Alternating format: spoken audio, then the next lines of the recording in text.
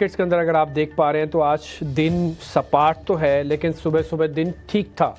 चाहता तो बाजार बहुत बढ़िया से रिकवर कर भी सकता था, बट वो नहीं हुआ। देखते हैं क्या होता है। आज बैंक निफ्टी ने अपनी करीब 250 से पौने 300 पॉइंट्स की बढ़ाई हुई बढ़त को आज वापस से खो दिया।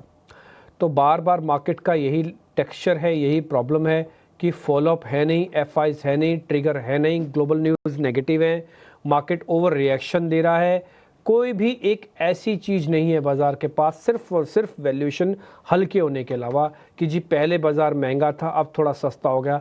इसके अलावा एक भी चीज़ ऐसी नहीं है जो मार्केट के अंदर कुछ काम करवा पाए। मैं बताऊं, ये जो आप अभी निफ्टी को हरे निशान में करीब 2 पॉइंट का देख पा रहे हैं और बैंक निफ्टी कुछ बहुत ज़्यादा नहीं टूटा, इसकी भी बड़ी वजह डेरिवेटिव एक्सपायरी है। अगर एक्सपायरी ना होना तो जो सिस्टम में थोड़ा बहुत शॉर्ट्स कवर हो रहे हैं ये भी नहीं होंगे, तो और भी फ्री फॉल जैसा हो जाता। पिछली बार भी डेरिवेटिव एक्सपायरी ने हमको बहुत अच्छे से बचाया, पिछली बार तो फॉलोअप भी बहुत स्ट्रॉन्ग आया था। इस बार प्रॉब्लम क्या है कि बचा तो रहा है बट फॉलोअप ही नहीं दे रहा। और एक और चीज़, इस बार छुट्टी है तो कल महाशिवरात्रि के पर्व की वजह से कल छुट्टी होगी मार्केट की, तो आज काम करोगे आप, कल छुट्टी, फिर से सीधा एक्सपायरी वाले दिन उतरोगे मार्केट में आप 27 तारीख को। और 27 तारीख को दोनों की एक्सपायरी, निफ्टी और बैंक निफ्टी की। और अब तक करीब 50% का रोल ओवर हो चुका है। तो रोल ओवर एवरेज से कम है। कम रोल ओवर का मतलब है कि सौदों की आगे बढ़त नहीं हो पा रही है, कटान यहीं कट रही है। या तो पैसे नहीं है देने के लिए, या तो भैया इतना बड़ा सौदा लेके जाने की हिम्मत नहीं है। और कुछ हद तक ये भी रोल ओवर इसलिए भी नहीं होता क्योंकि बहुत बड़ा पैसा राइटर्स ने कमाया हुआ है, तो शायद उनकी तरफ से भी रोल ना हो, वो भी थोड़ा बहुत कवरिंग करने पे आ जाए। ये जो आप देख पा रहे हैं लॉन्ग अनवाइंडिंग का प्रेशर, ये अभी भी आपको कॉन्ट्रैक्ट में इस मंथ के दिख रहा है। सेम हम अगले मंथ का भी कॉन्ट्रैक्ट होता है, जैसे Nifty bank future current month and next month. But any how उसको मत दिखाओ, ज़्यादा हो सकता है कि अपडेटेड भी ना हो। बट कहने का सिर्फ लेवल अब आप सिर्फ इतनी सी बात का यही है कि बाज़ार में फ़िलहाल 3 प्रिंसिपल्स आपको फॉलो करने। मैंने कई बार आपको याद दिलाया, आज फिर से मैं आपको फिर से याद दिलाता हूँ। First, no aggression no depression. एकदम से कूद के नहीं आना कि बाज़ार बहुत सस्ता है तो मैं कहीं से भी पैसा लाऊं और एक ही साथ डाल दूं। नो वे एट ऑल, ऐसा बिल्कुल नहीं होना चाहिए। और नो डिप्रेशन, ऐसा भी नहीं है कि बाज़ार बिल्कुल ही ख़त्म होने के लिए जा रहा है, ऐसा नहीं है। फेजेज़ है, एक बुरा फेज़ हम निकल रहे हैं, जितना अपने आप को संभालेंगे उतना अच्छा। ये है पहला प्रिंसिपल। दूसरा प्रिंसिपल होता है एकोमुलेशन का। आपको इकट्ठा करना है, आपको ख़रीदना नहीं है, इकट्ठा करना है। हर गिरावट पे ख़रीदो। 10 लॉट की कैलकुलेशंस लेके चले हो, 6-7 लॉट आपके भर चुके हैं, भर दो। 3-4 लॉट और जगह है, और गिरावट पे ख़रीदो। जितनी गिरावट उतना सस्ता, इसको एकोमुलेशन कहते हैं। तीसरा प्रिंसिपल आपको फॉलो करना है, वो करना है कि भाई ज़्यादा इधर उधर के शेयर्स नहीं पकड़ने। Buy right and sit tight करना है। अच्छे शेयर्स पकड़ो, वो चाहे 15% टूटे हैं, चाहे वो 5% टूटे हैं, बट अच्छे शेयर्स पकड़ो। मत जाना 40% वाले शेयर्स टूटने पे कि मैं उसकी एक सूची निकालता हूँ और अक्कड़ बक्कड़ बम्बे वो करके मैं कोई भी शेयर खरीद लूँगा। 70% तो टूटा हुआ है, कुछ भी नहीं हुआ तो 10% तो रिकवर करेगा, मेरे पैसे आ जाएंगे। सर वो नहीं भी करेगा, हो सकता है आपके 15% टूटा वाला ज़्यादा तेज़ रिकवर कर जाए बजाय 70 वाले के रिकवर करने से। तो आपको buy right and sit tight करना है। तो 3 प्रिंसिपल्स हैं, उसी को फॉलो करना।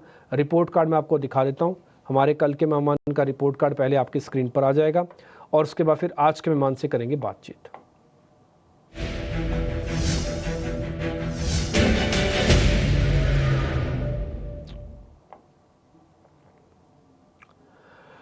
कल अजीत मिश्रा थे, उनका रिपोर्ट कार्ड आपकी स्क्रीन पर आ जाएगा, आप जरा देख लीजिएगा। निफ्टी के अंदर स्टॉप लॉस हिट हुआ है और निफ्टी बैंक के अंदर भी एसएल हिट हुआ है। उन्होंने आपको पुट्स प्लस करवाई होंगी तो वो थोड़ा एसएल कटे हैं उनके।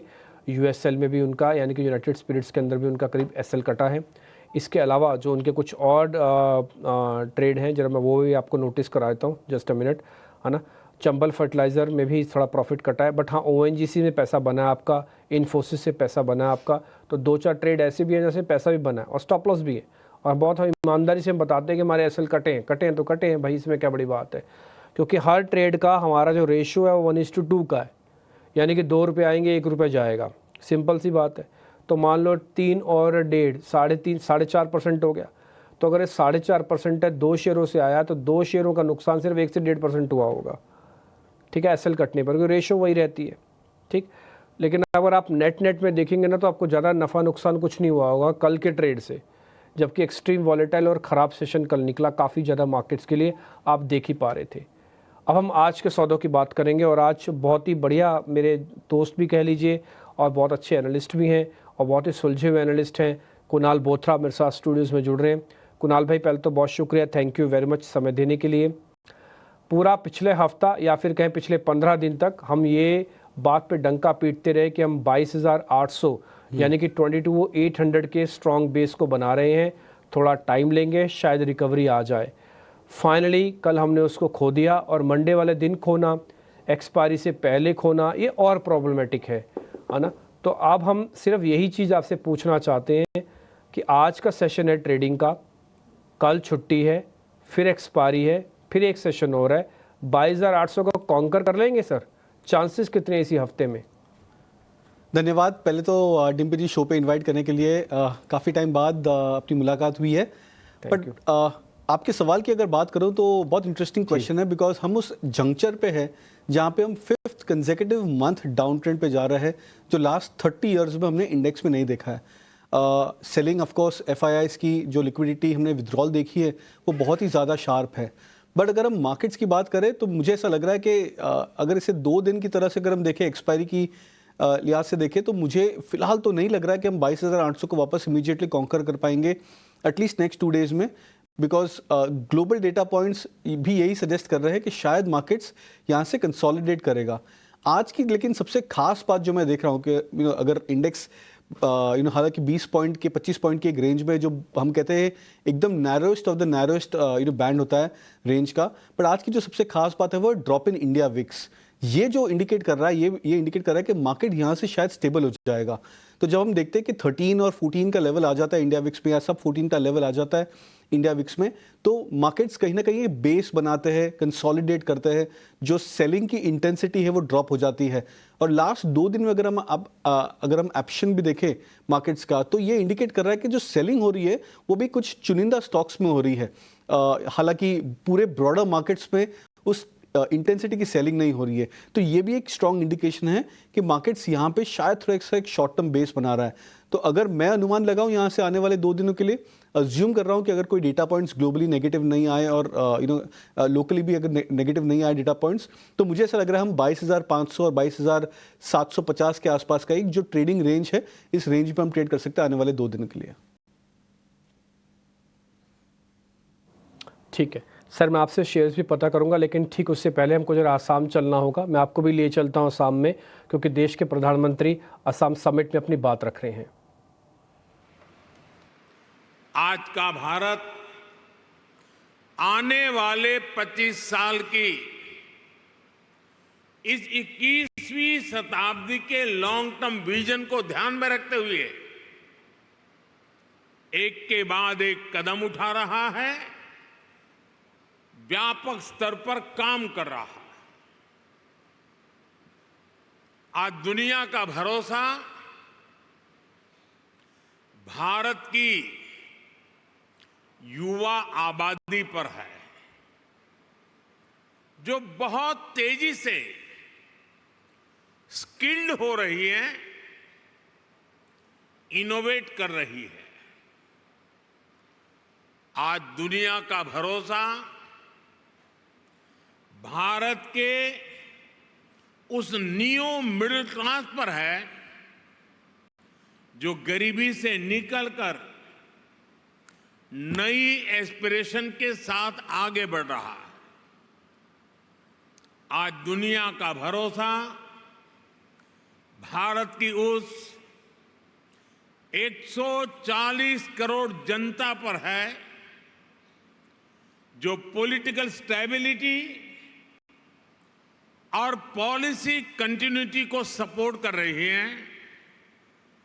आज दुनिया का भरोसा भारत की उस गवर्नेंस पर है, जो लगातार रिफॉर्म कर रही है। आज भारत अपनी लोकल सप्लाई चेन को मजबूत कर रहा है। आज भारत दुनिया के अलग अलग रीजन्स के साथ फ्री ट्रेड एग्रीमेंट्स कर रहा है। ईस्ट एशिया के साथ हमारी कनेक्टिविटी लगातार सशक्त हो रही है और नया बन रहा India middle east Europe economic corridor भी अनेक नई संभावनाएं लेकर आ रहा है। साथियों, भारत पर मजबूत होते ग्लोबल ट्रस्ट के बीच आज हम सभी यहां असम में जुटे हैं, मां कामाख्या की धरती पर जुटे हैं। भारत की ग्रोथ में असम का कंट्रीब्यूशन लगातार बढ़ता जा रहा है। 2018 में एडवांटेज असम समिट का पहला एडिशन आयोजित हुआ था। तब असम की इकोनॉमी 3.25 लाख करोड़ रुपए की थी। आज असम करीब 6 लाख करोड़ रुपए की इकोनॉमी वाला राज्य बन गया है। यानी भाजपा सरकार में सिर्फ 6 सालों में असम की इकोनॉमी की वैल्यू डबल हो गई है। ये डबल इंजन की सरकार का डबल इफेक्ट है। असम में हुए ढेर सारे इन्वेस्टमेंट ने, आप सभी ने असम को अनलिमिटेड पॉसिबिलिटीज का राज्य बना दिया है। असम सरकार यहां एजुकेशन, स्किल, अन्य कई प्रकार के डेवलपमेंट और साथ साथ बेहतर इन्वेस्टमेंट एनवायरनमेंट पर फोकस कर रही है। बीते सालों में भाजपा सरकार ने तो देश के प्रधानमंत्री यही बात अपनी रखते हुए कि देखिए भारत किस तरह से एक ग्लोबल स्टेटस अच्छा पा रहा है और उसके कुछ बेनिफिट्स भी वो गिनवा रहे थे। असम में थे तो असम के बारे में जिक्र भी कर रहे थे, उसके जीडीपी के बारे में भी बता रहे थे कि डबल कैसे हुई है पिछले 5-6 साल के अंदर। खैर आगे बढ़ते हैं, मार्केट्स थोड़ा सा ग्रीन निशान में है, कुछ स्टॉक्स वगैरह मेरे को पता करने हैं। एक काम करते हैं, लॉन्ग के शेयर्स पहले पता कर लेते हैं, फिर ब्रेक लेंगे। तो पहले ज़रा लॉन्ग के शेयर्स की लेके आइए स्क्रीन पर और ज़रा चेक करते हैं कौन से शेयर्स हैं।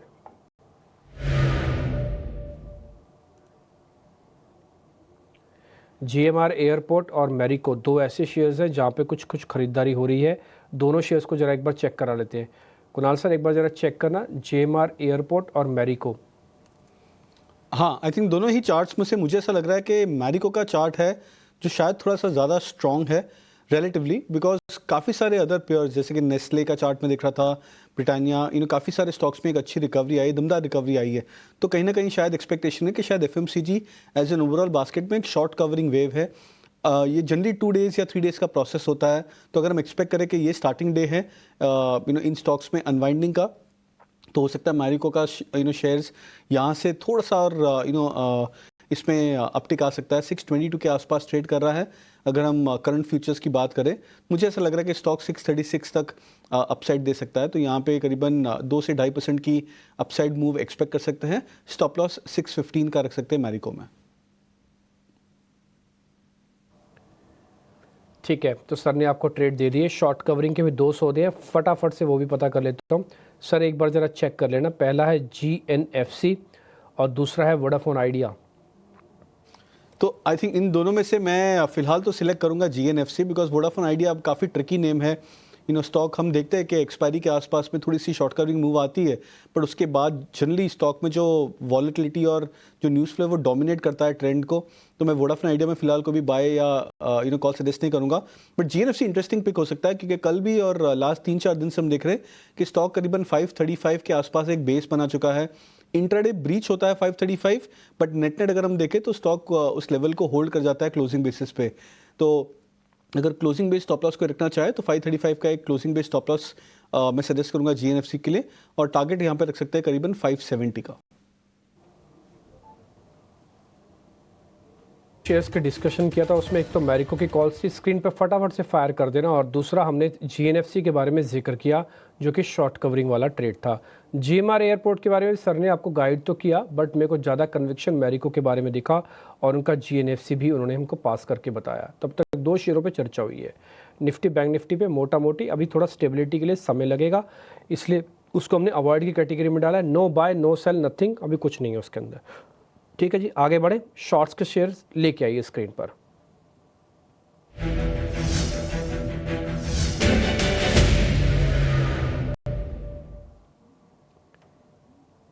कुणाल भाई, पहला शेयर है डी मार्ट और दूसरा भी डी से ही नाम है, जो है डॉक्टर रेड्डीज। तो डॉक्टर रेड्डीज और डी मार्ट, एक बार जरा दोनों शेयर चेक कर लो, दोनों में क्या और गिरावट है तो पुट भी ले सकते हैं, या गिरावट रुकेगी तो रिवर्सल भी दे सकते हो आप। ऐसा कुछ नहीं है कि हमको शॉर्ट पूछा तो आपको मंदी बतानी है। आई थिंक दोनों ही स्टॉक्स के चार्ट्स, इनफैक्ट डॉक्टर रेड्डी तो स्पेसिफिक मुझे लग रहा है कि शायद थोड़ा एक एग्जैजरेटेड वीकनेस दिखा रहा है, बिकॉज स्टॉक ने आज नया स्विंग लो बनाया है। अगर इस लेवल्स पे क्लोज करे 1140 के नीचे, तो मेरा ऐसा मानना है कि शायद हो सकता है कि यहाँ से थोड़ी सी सेलिंग की इंटेंसिटी बढ़ सकती है। डीमार्ट भी एक ऐसा चार्ट है जो लास्ट कुछ एक हफ्तों तक 50 डीएमए के आसपास होल्ड कर रहा था, बट लास्ट 3-4 दिन में एक छोटा सा करेक्शन आया है स्टॉक में। तो यहाँ भी मेरा एक्सपेक्टेशन है कि शायद थोड़ा सा और ड्रैग कर जाए स्टॉक आने वाले कुछ एक दिनों के लिए। तो अगर शॉर्ट टर्म ट्रेड्स इनिशिएट करूँ दोनों ही स्टॉक्स पे, तो मैं डॉक्टर रेड्डी पे भी बेरिश कॉल या शॉर्ट कॉल सजेस्ट करूँगा। 1140 के आसपास ट्रेड कर रहा है। मेरा ऐसा मानना है कि 1120 का एक टारगेट रख के 1150 का एक स्टॉप लॉस रख सकते हैं डॉक्टर रेड्डी पे। और डीमार्ट पे मेरे एक्सपेक्टेशंस है कि हो सकता है कि आने वाले कुछ एक दिनों में शायद 1 से 2% की गिरावट हो सकती है। तो 3450 का टारगेट रख सकते हैं यहाँ पर, स्टॉप लॉस 3600 का रख सकते हैं डीमार्ट पर। ठीक है डन। तो दोनों शेयर्स पे आपके रिकमेंडेशन आ गए। कुणाल भाई, एक बार आपके ट्रेडिंग कॉल्स क्या हैं? तो मैं 2 बाय कॉल सजेस्ट करूंगा, रिलेटिवली स्ट्रॉन्ग परफॉर्मर्स स्टॉक्स है दोनों के दोनों। पहला है एसबीआई कार्ड। हालांकि आज न्यूज़ फ्लो नेगेटिव थी स्टॉक पे, बट मेरा ऐसा मानना है कि स्टॉक एक अच्छा बेस बना रहा है, 50 डीएमए को भी होल्ड कर रहा है। तो मैं सजेस्ट करूंगा बाय के लिए 880 का टारगेट रख सकते हैं, 826 का स्टॉप लॉस। और टाइटन पे मैं एक ऑप्शन कॉल सजेस्ट करूंगा। ऐसा लग रहा है कि आज स्टॉक शायद एक बुलिश एंगल्फिंग पैटर्न बना सकता है, तो मैं टाइटन पे 3200 की मार्च की कॉल सजेस्ट करूंगा बाय के लिए। टारगेट रख सकते हैं यहाँ पे करीबन 134 का, स्टॉप लॉस 78। ठीक है, टाइटन का एक ऑप्शंस का ट्रेड ये आपने अच्छा दिया है और 134 रुपये का टारगेट है। छोटा ट्रेड है, थोड़ा पिटा हुआ शेयर है, बॉटम बना हुआ है, शेयर चल सकता है। गोल्ड के प्राइजेस का फेवर और नुकसान दोनों तरह से होता है, बट अभी फेवर में रहेगा। तो टाइटन एक बेनिफिशियरी स्टॉक हो सकता है। तो ये एक अच्छा ऑप्शन आपने हमको दिया 3200 के स्ट्राइक का। अच्छा सर, ये स्ट्राइक जो है मार्च वाली है ना, फेब वाली तो नहीं होगी ना? अभी तो मार्च की है ना सारी? जी हाँ, मार्च की है, बिकॉज फेब तो एज इट इज अभी 2 दिन में एक्सपायर हो जाएगा, और मार्च की आई थिंक एक्सपायरी शायद बेटर होगी टाइटन के लिए। ठीक है, ठीक है डन। तो ये आप टाइटन की मार्च वाली एक्सपायरी डाल दो। ऑप्शंस के ट्रेड के अंदर वीकली बेसिस पर नहीं होगा, इसके अंदर फाइनल ट्रेड पूरे मार्च का मिल जाएगा आपको। तो 3200 मार्च आप एक्सपायरी लिख दो। 134 रुपये का टारगेट है, 78 रुपये का स्टॉप लॉस है। कुणाल भाई बहुत शुक्रिया, थैंक यू वेरी मच। अच्छा लगा आपसे बातचीत करके, और जल्दी जल्दी मिलते रहा कीजिए सर। आप बहुत अच्छा बोलते भी हैं और बहुत अच्छा आपका एनालिसिस भी है, इसलिए ये चीज़ हम आपसे चाहते रहते हैं बार बार। Thank you very much sir, thank you very much, thank you समय देने के लिए। फिलहाल इस कार्यक्रम से इतना ही, नमस्कार।